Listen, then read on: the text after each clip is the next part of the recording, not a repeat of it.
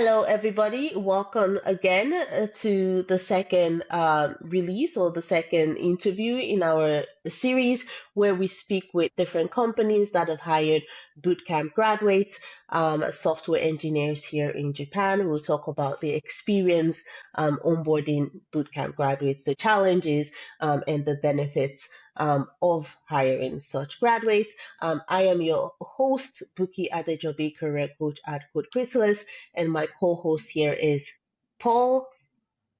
Hi, I'm Paul Roberts. I'm a Tokyo-based tech recruiter. Awesome. And today we have Andrew here from Zaiko. He's our guest today because Zaiko has hired about four women, female bootcamp or software engineers. I mean, they've hired more software engineers from Code Chrysalis, but at one time they've hired more women. And because this will be released on International Women's Day, we figured it would be interesting to hear about, Andrew's experience, or Zaiko's experience hiring bootcamp graduates, and particularly female bootcamp graduates, if there are any distinctions between focusing on female hires versus other hires. Okay. Welcome, Andrew. Thank you for giving us the time today. This is our second take because the first time the internet was a bit choppy. So hopefully our internet is great today. But Andrew, if you can please start off by giving us a quick introduction about yourself and Zycle and what you do. Hi, yeah, I'm Andrew Winter. I'm CTO and slash CPO of Zaiko now. So I have both the engineering and product teams at Zaiko reporting to me. It's about 9, 10 engineers right now, 3 product, 2 UX UI designers, and a quality assurance engineering team. So it's about a third of the company, I think, at this point. For about 45, 50 person company.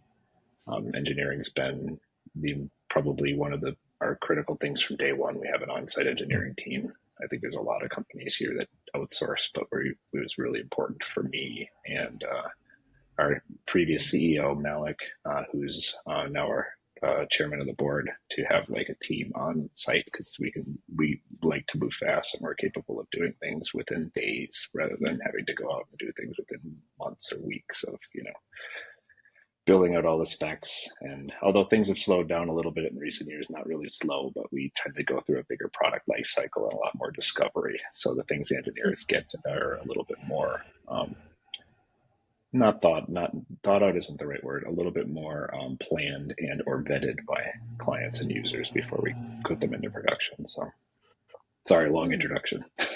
Okay. No, it's perfect. Yeah. So Zaiko is 5 years old now. Could you tell us a little bit about the business, the kind of products that you're building? Zaiko goes back actually, I think, to 2005 or 6. There's another company called iFlyer, which I was engineer number 1 at. I was at for about 2.5 years, founded by Malik Nasser and one of our other co-founders, Sach. And we started that company as a event search engine for clubs. Over the course of the last 15 years, at some point, they decided, after I had left, to put in a ticket sales system. That ticket sales system grew pretty well, but it was kind of limited to just the club event industry and the EDM market. Some things outside, like Fuji Rock or things, would get tickets, but when you've got iFlyer, which is kind of an EDM event search and now like media site, it's kind of hard to get people to give you tickets to theater events or to, some other music events maybe, but it's a jump they don't normally make. So the decision was made about 6 years ago to split Zaiko off into its own system so that we could basically, try to capture more of the market. Zaiko, I was brought on as CTO.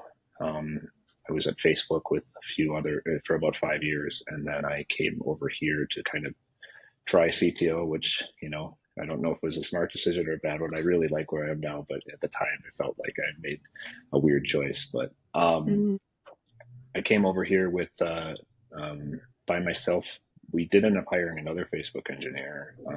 She knew me, but she applied separately. And then we hired another engineer named Toma, which I guess names aren't important, but so we started off with 3 people right away, including the CEO, who's also engineering. So we were a 4-person dev team almost from day one.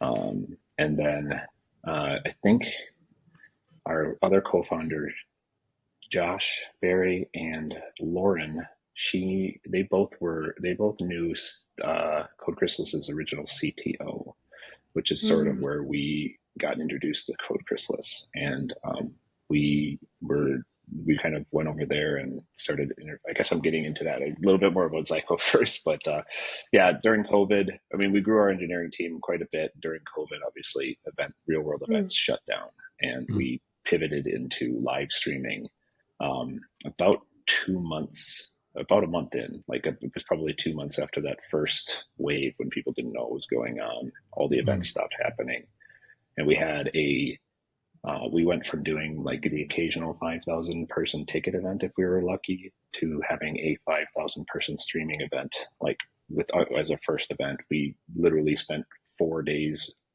throwing code together to be able to bootstrap the site with like a third-party video service. And then there were a couple of Code Chrysalis engineers actually involved in that process too. And we did this show, and it ended up being a big sort of event because this band was trying to basically finish their tour, but they couldn't do the last stop at the tour in Tokyo. So they ended up doing a much bigger show to bigger people live. And then that sort of blew us up. For about 3 months, we were the only game in town for those people. So we had a lot of people coming on board. And we really tried to hire drastically at that point. Like, we doubled the engineering team within a year. We doubled the size of the company easily within a year. A few of our competitors followed suit after that. So we kind of got into a little bit of it, but we were already kind of pretty well established in that market. So, and then with the end of COVID, real world events are coming back. So we've been shifting into sort of back into real world events, which has always been our strength. We've always been that kind of company, but a lot of fan club services and other things in general. So brings us to today. We're a lot more than just a live streaming and ticketing company, but it takes a lot to explain. We're working on like a new revamped administration system right now, and some new marketing that will kind of make it clear what we do as a business, because we really have a lot of features and a lot of stuff, but it's not always clear for people what we do outside of ticketing and live streaming. So yeah. Cool. I'm looking forward to the updates or to the new marketing information to get a better understanding of where you're. Would you say pivoting or?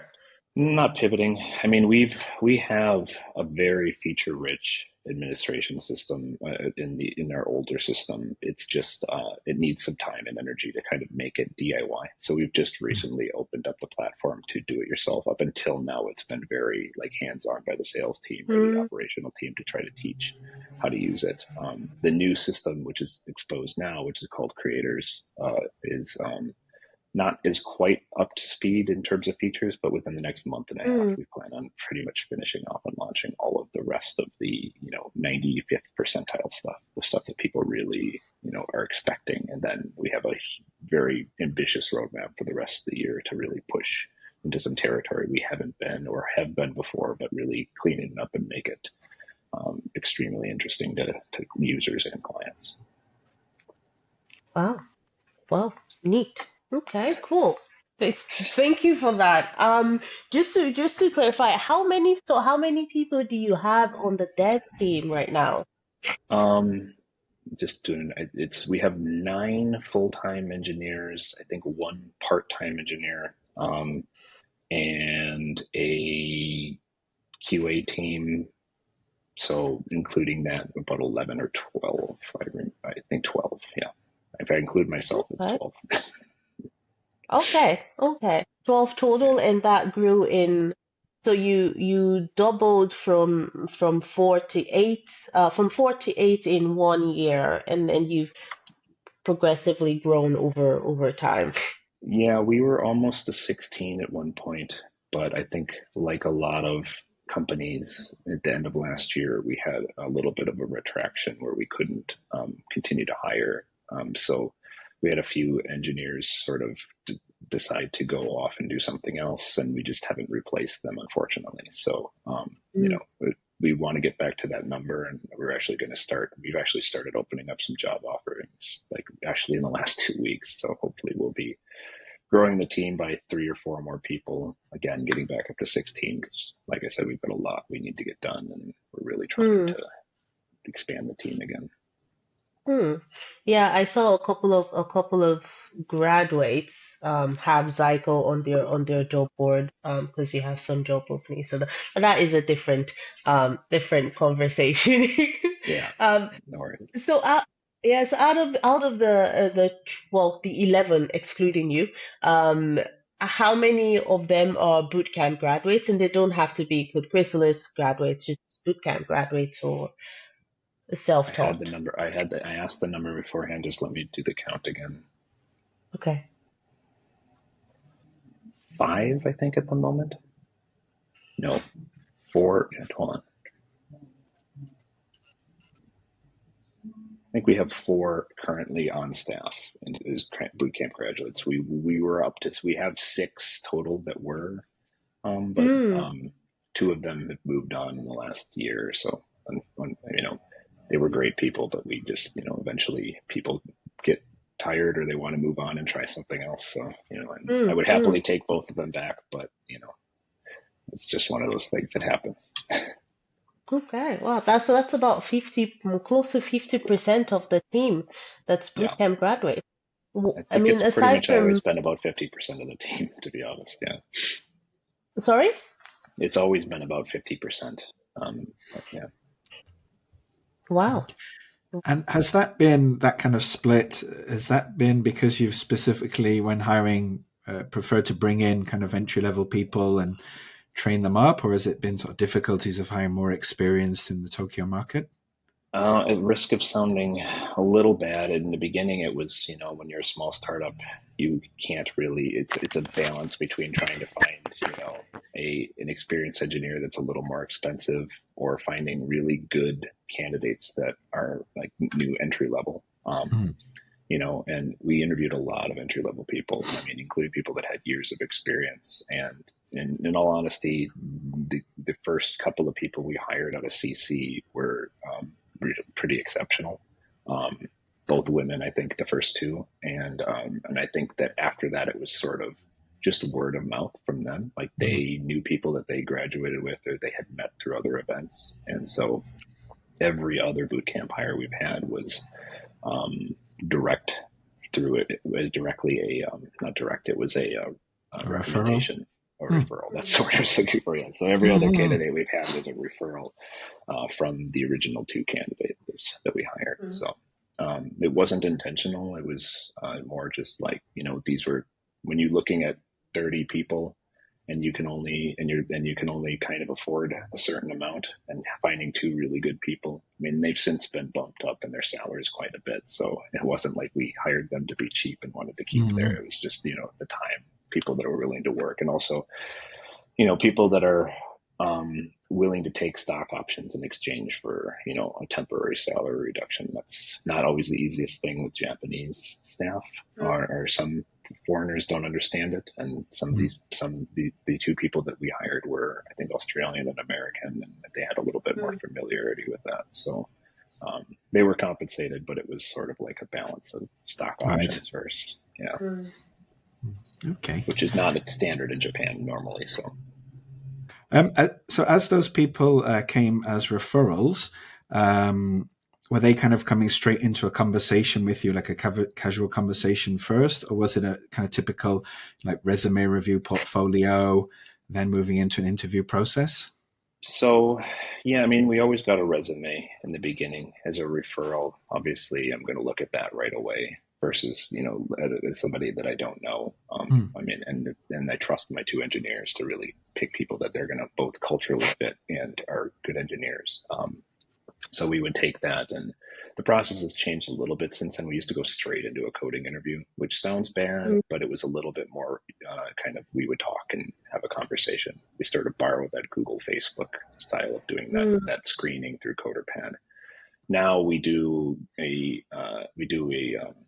15 to 30 minute kind of what would be traditionally like a recruiter conversation. If we pass the resume stage, then the COO and myself will do like a probably terrifying 15 to 30 minutes for them, and then just talk about what they're doing in the past, and then the resumes, and then after that we pass it on to a 30 to 45-minute coding interview with one of our engineers, which is also, you're seeing somebody's face and talking to them, just to kind of, check that box of, can they code? We don't really go into the crazy algorithm stuff that some of them do. We kind of try to make it a little more, is this person actually capable of coding? Can they solve a problem in real time that is more reality based, instead of like, do you remember some functional algorithm you did 12 years ago in college, so. Right. And how important, if you're looking at resumes, I think for bootcamp grads especially, they're very nervous about their resumes. They've got their past that they're moving away from. They've got their studies. They've got maybe some group projects and things like that. Are there specific things that you're looking for in a resume or a portfolio that makes you think this is someone I want to speak with compared to somebody else? I know with entry-level resumes, a lot of times all you're getting is Code Chrysalis 6 months or whatever, or other bootcamp for 6 months. I worked on these 3 projects, and that's important. Like, we need to see that, but sometimes they don't. I don't know if that was maybe just an example of some people, but having a few years of other work history is kind of important, because I look at that, like, I think the biggest thing we've seen, especially with boot campers, is they've got experience, they've had some real world experience. I think all of the people we've hired had been professionally working for at least a couple of years at one point, and so that really does sort of lend to the kind of maturity they have as staff. And not that kids coming great out of college aren't, but internships and stuff can drive that too. But having that is a good indicator of how they work as a team, which is a big chunk of how we, maybe not a good indicator, but a good indicator that they have worked at a company for more than a year or two, that kind of thing, seeing that work history. Because, that kind of stuff is, working as a team is a big chunk of it too. It's not just being a good engineer is obviously the first most important thing, but the second most important thing is that you're able to work with the team and that people like working with you, right? So in the past, I've interviewed people that are amazing engineers, but are not the nicest people to talk to, and so it makes a big difference. But having that professional experience, I think, has always been sort of something we looked at, and actually what appealed to us a little bit about bootcamp graduates, And have there been transferable skills from past, their sort of previous life before software engineering that have been useful? Have you had people coming from sales or marketing or events or things like that, or that's been kind of helpful? For sure. There are 2 graduates that we have from CC that both had management experience in the past. One of them is currently one of our 2 managers on the engineering team. So, I think he's got 3, maybe 4 years of engineering experience now, but had a decade plus of management experience, which, transitions into him being a great manager plus technically savvy. So it does help. I think the other 2 boot campers, the other 3 boot campers. Oh, sorry, we had 5 boot campers on staff. I totally forgot somebody. So yeah, I just realized right now, because I don't always think of them as boot campers. That's the other thing, because the 2 people have had like long careers before that, and then so the other 3 boot campers have all had past experience. I know a few of them have worked in kind of tangential industries like tech and gaming. So, those kind of things do pass over, do transfer, because they know some of the lingo, if that makes sense. Yeah. Just out of curiosity, because you said you forgot you forgot that one person has a boot camp or was a boot camp graduate. I was curious, what are your general thoughts about boot camp graduates? What comes to mind for you? That's a good question. It's always sort of been the boot camp part of it. I mean, when I graduated from university, it was super important as an engineer to graduate from a university and be a programmer is what we called ourselves back then.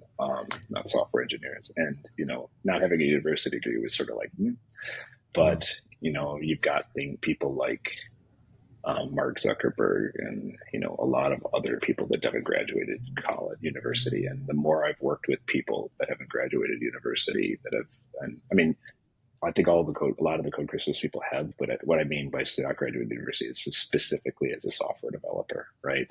Yeah. I think that that's not as important because I look back. I mean, Mm, I went from the American system, and there's 4 years of university you have to go to, and to be honest, half of it is stupid stuff that I shouldn't have to take. I've never used in my career, like the mandatory gym class I had to take, or you know, I mean, I loved German history, but that doesn't. I've not used that once in my career, So, the traditionally, like, people would frown on coming from a tech college or going to a boot camp, but I think that those are, very viable things for engineering, especially as it's become more of a mainstream thing that we really need. We're not mm, like talking about, having to have an advanced degree in mathematics because you have to mm, work on a machine that is, that only a university can afford, which was the way it was mm, 30 years ago. Right. So, Right. um, that's like boot campers, in the beginning, I was a little bit like, honestly, even 5 years ago, I was a little bit, oh, well, we'll see how that works. But we've had such a mm, great experience with it. It's just that it's changed any sort of like misgivings I had about it in the mm, future. It's like, it's more about whether they're capable of it. And I think that the boot camps do a pretty good job of even filtering people that, because I know that you guys have such a rigorous process even getting into it, mm, that they have to be mm, serious about getting into it before you train them. So mm, like that really shows that the people that we're getting are committed to doing this and committing to learning these skills. So I mean, mm, so a long answer to a short question. Good. Like, I mean, I've had very few bad experiences in general. I mm, think we've had every one of the boot campers we've had was technically capable and very mm, good, and some of them are our top engineers right now. So mm. Fantastic. Okay. Yeah. Because you mentioned whether they're capable, and I was going to ask from a technical perspective or from a professional perspective, but both, yeah, both. both Right. for sure. Okay. Yeah. I Mm, mean, one of our part of our interview process is a cultural thing too. Like, the person who's interviewing you is, and I tell them to do this, is like, not only are you looking to see if they can code, but you're also or they're capable of technically, but you also want to know if this is somebody you want to work with. Like, at the end of the mm, day, if they're the most technically capable person on the planet, but they, are a mean person, or just come off like, don't come off as like a nice person to work with. It's like, well, Mm. that's an absolutely automatically a no. It's like, we have to mm, build a good culture of engineering and in general in the company. So, mm, mm. Okay. Cool. Um, What are some of the bad or not so great experiences you've had? Because I think for the series, we want to only shed some light on the challenges, not only the positives of it. So just out of curiosity, what were some of the challenges um you've you've had? And you can make it as generic or general as you want. I mean, this applies in general. It isn't a boot camper thing or a JSIG. Sometimes you hire somebody and they pass all your tests and they're Hmm, great people and you like them, but they just aren't really, you know, living up to the expectations that you have, especially, and it happens in any career, I think, in any position. hmm, Like, that's I think, a standard challenge. As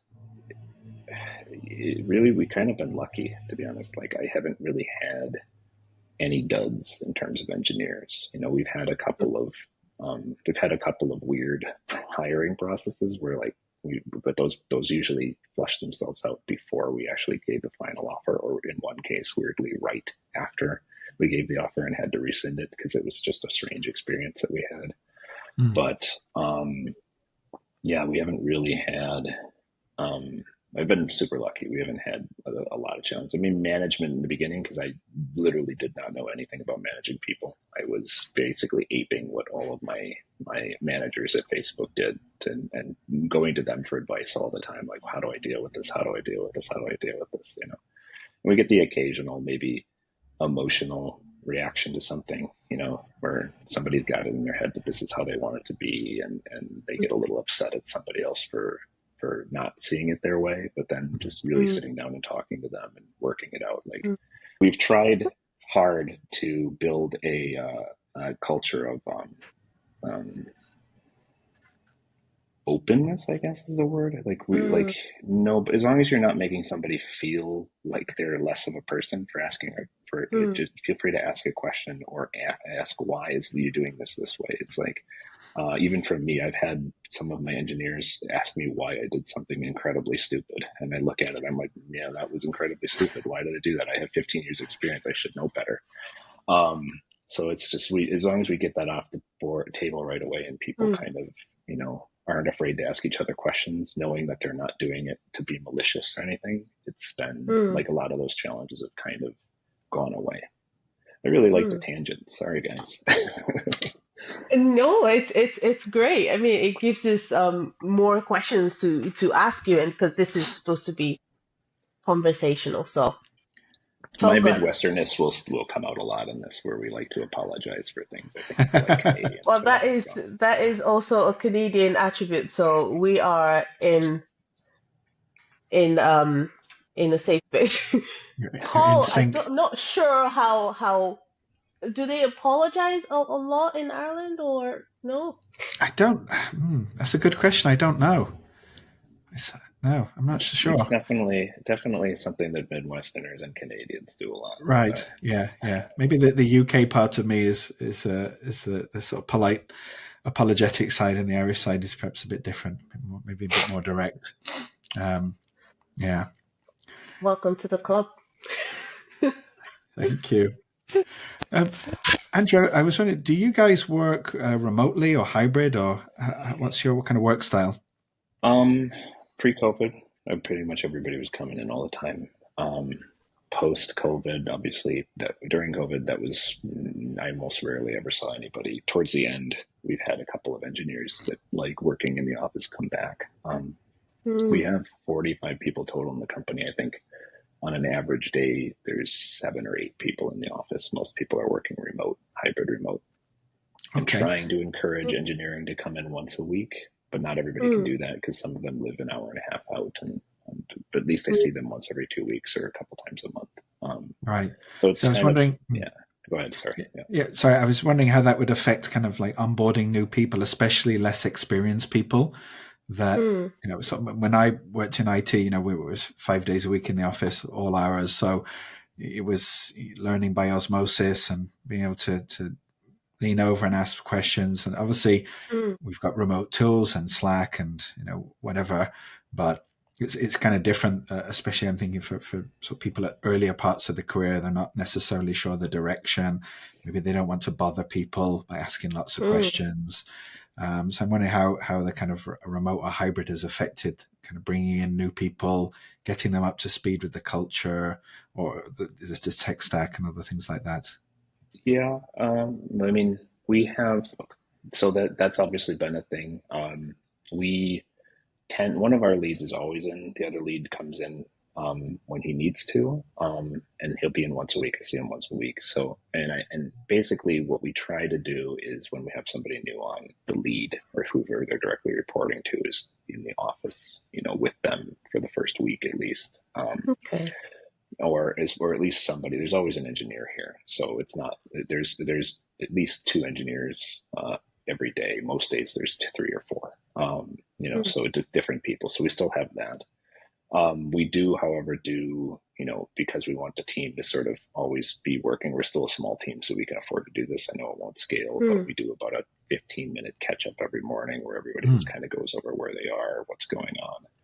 And then we have, and this was actually started by one of our CC grads, one of the ones that graduated, but she started a book club in the company. So where it's basically for engineering, where they go, where they pick a book about engineering, some sort of I'm not in it very often, but they basically pick a book that they go over and they study and they discuss it and talk about how it could be used here or in general. And then they move on to something else. So they're trying to learn on top of it. So I think we have enough stuff going on in the week. And obviously, like you said, there's Meet, Slack, and we use Slack. So everyone's constantly, in touch with each other. You can pull somebody into a meeting if you need to. We have core hours between 11 and 4. So most people are around during that time, so most of our engineers are happy to come in if they need to for a little bit and do a meeting just to talk. So we try to keep meetings to a minimum, but people will do meets all the time and talk to each other and talk over a problem. And occasionally we'll all come in and whiteboard something. I looked at the whiteboard so you can't see that, but where we'll just go and whiteboard something because we need to physically be in a room together. So yeah. Okay, so it sounds like keeping things very flexible. Yeah. From sort of the company side and the engineer side then is kind of key to getting things done. Exactly. Yeah. I remembered I remembered at the time when you were hiring. I remember getting a request specifically for female hires. Is there a particular reason why there was a focus on female hires at the time, or was that? So this was something that, like, how do I explain this? So from an engineering perspective, we didn't care whether they were male or female. I mean that from a positive perspective, doesn't matter who you are as long as you're a good engineer. That was sort of our thing. It sounds, I hope it doesn't sound disingenuous, but that was really true. Like we were like, we just want to hire, but we also had a COO at the time, Lauren, and she was very much like, we have to try to do our best to be a diverse company. And I was, coming from Facebook, which has a lot of those diversity, was trying to maintain that kind of diversity, and having come from teams that where we are half or a quarter female engineers in terms of where I was with Facebook. That was sort of, I kind of agreed with her. I was like, that's important. Yeah. And one of our first two hires, it was a woman from Facebook, and it was sort of like, okay, we would love to. It wasn't really a mandate to hire more female engineers. It was more just like we are interested in male and female engineers, and because we have a team of female engineers, we already have half our team is female engineers. And it's important to our COO and me. But I'll give her credit for like really pushing that and keeping it in the back of my head. So, I think that's probably why we said that in the beginning. And then after we hired, then I think our next two hires were women, straight out of CC. And then we've actually about 50% right now. So it's been maintained as a 50% male female ratio in terms of engineers. And I don't think that's something we've actively tried to do. It's just happened that way. So. Okay. Yeah, I mean, there is no. I think even for me personally, it um it doesn't have to be hire.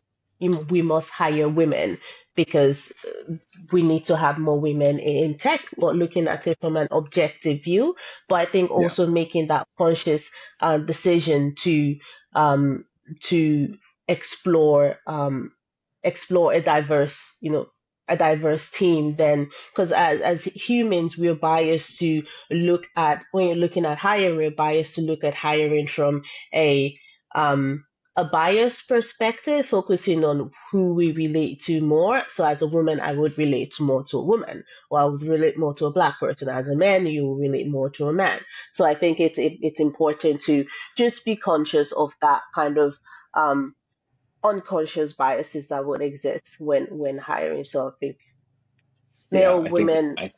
I think that was important to the process too. Like it allowed us to, because we had we have 50% female engineers and 50% male engineers. Like, we do our best to, I think this was something that came out of Facebook too. Try to do our best to at least include, like, make sure that a woman engineer is not just getting all dudes interviewing them, and the same for a male engineer. Like, not all dudes interviewing them or all women, just to kind of make sure that we see how they interact with individual people, right? Because that is kind of telling sometimes if they're disrespectful to one gender versus the other, on both sides, not just male or female people being disrespectful. Because I've definitely met women that are like that to men, and men that are definitely like that to women. So I can't say that any of this was particularly conscious, but I think that we just sort of, because coming from Facebook and having a COO that was, it was such an important thing to her, it just kind of we just sort of naturally happened at the company. So. Are there other lessons from Facebook that you brought in, whether that's in hiring or just sort of running? Because obviously you're in a 45-person company, much smaller type of teams and so on. Are there other applicable things? Not all of them apply. I mean, like, part of our, coding interviews, I think that's pretty standard. I can't say that's specifically a Facebook thing. It just was going to happen. I can't say that all of Facebook's hiring practices apply to us. In fact, if we were to hire at Facebook standards, we would have 3 engineers right now, because, Facebook is a company where I think their hiring process is geared towards low false positives. They have thousands of people applying every day, so they can afford to, I don't think they're doing this on purpose, but they can afford to not hire 10 good engineers if it means not hiring one bad one. Right. So their process is incredibly, and also all of the engineers there are busy, difficult, like 45 minutes. Engineer has to go do a 45-minute whiteboard. There's not really a lot of time to sit and talk to the candidate. It's like, they're very good about saying, like, try to be an ambassador with the company and be friendly, but, and so we borrowed some of that, but in terms of like the 45-minute sessions and sort of, some of the way we would ask questions, but we can't obviously afford to be as stringent as they are about hiring, because we don't have the same. I mean, we're hiring from the same pool of people, obviously, but more people are applying to Facebook than are applying to us, right? So, and they have an entire recruiting team to do all the filtering ahead of time, and and then by the time you see somebody as a coding exercise at Facebook, there's a very low chance they're going to fail it, although it happens more than you would think.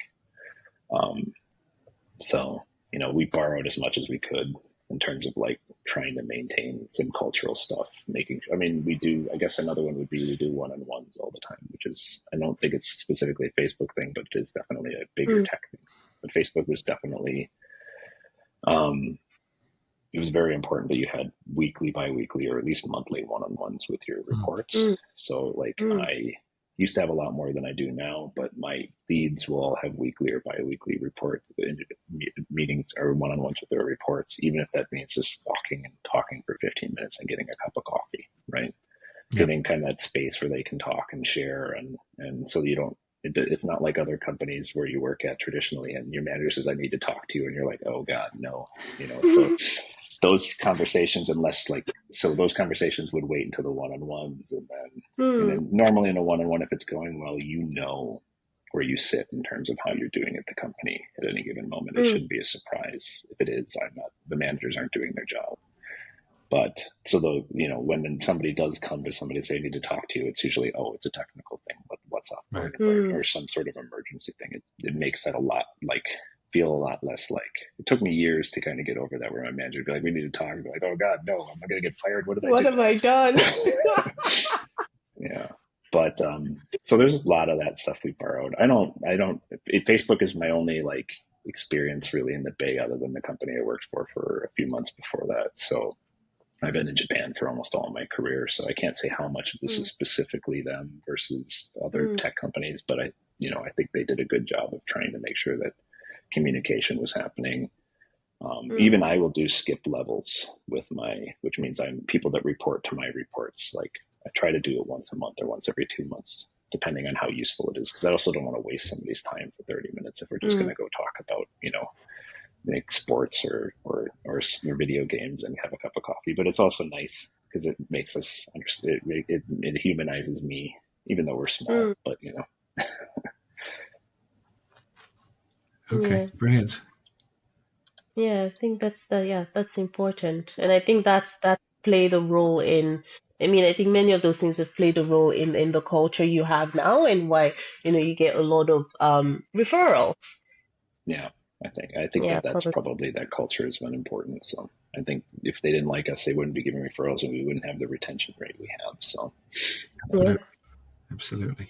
Yeah, if you were to give advice to, to companies looking to hire, hire software developers, and are considering bootcamp graduates, what advice would you give them? Or for those who are not considering bootcamp graduates, what advice would you give them to potentially consider bootcamp graduates as a candidate?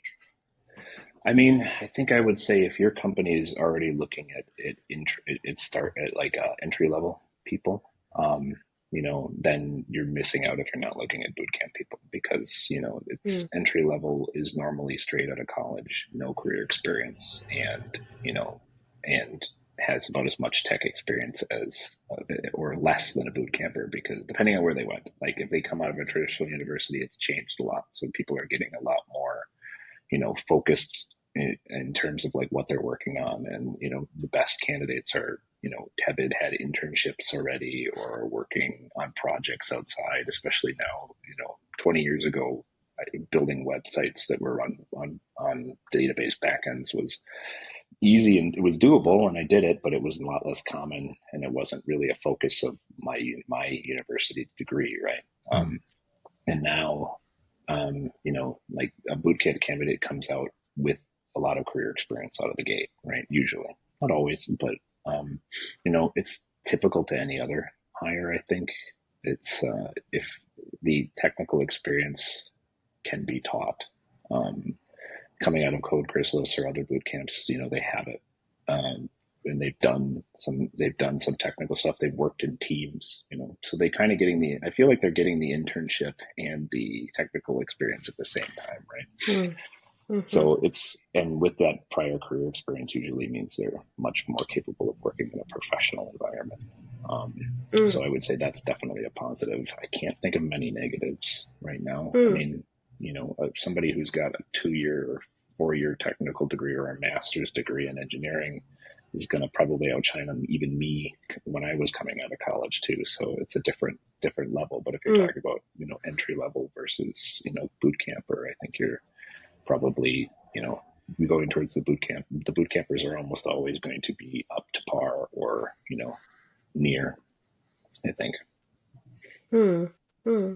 And I think one thing that you mentioned about, the boot camp being almost like an internship, is that, with the senior projects, for example, with some of the projects, they have to work with what we call stakeholders, which is supposed to mimic stakeholders in an actual company. So I think that kind of answers that.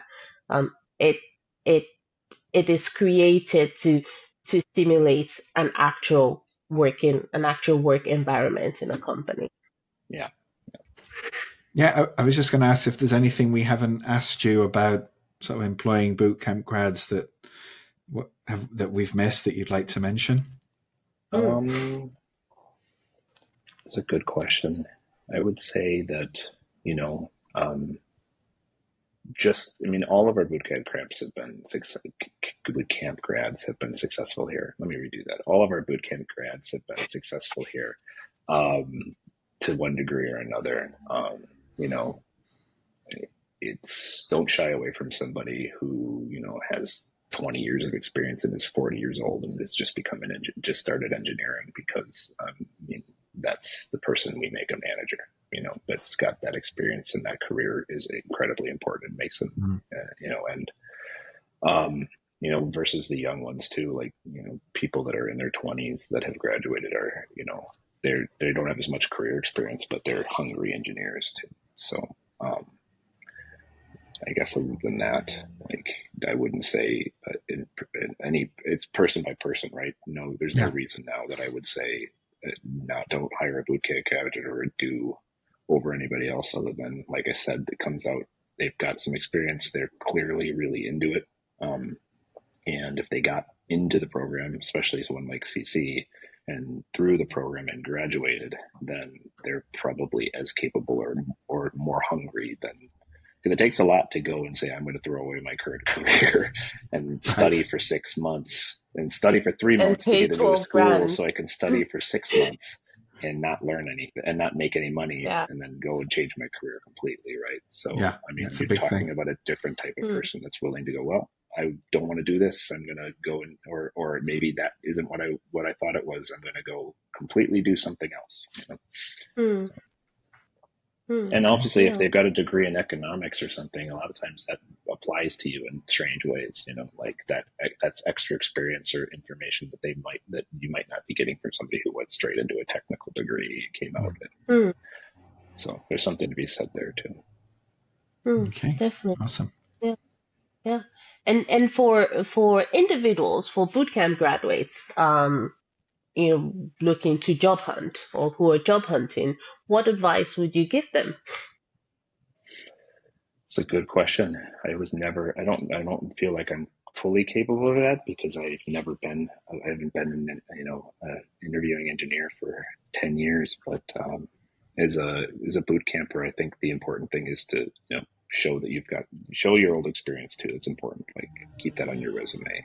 Um, you know, Show that you're passionate. Like, applies to all engineers, but be passionate about what you want to talk about. The hardest interviews Hmm. and the ones that never go to the next step are the ones where it's like, I'm dragging information out of you. I think some of the Hmm. best interviews I've had, like experienced or unexperienced, are when they are happy and hungry to talk about. And you can tell when they really want to talk about what they do, like they really like it. Hmm. And even if it's because even if it's their senior graduate project where they should be able to sit down and talk about their project for 45 minutes without any Hmm.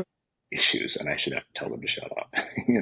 Those are the good ones. I'm not saying there aren't really great people that are quiet, Hmm. and they definitely hire some people that were a lot quieter in interviews, and they shine in different ways. But Hmm. it's very, when you can start a conversation, and then also, yeah, I guess some people that have very conversational aren't always the best. That's why we have a multi-step process. But showing that you have a passion for what you're doing and that you really enjoy it is like probably the most important thing, especially for companies like us. Right?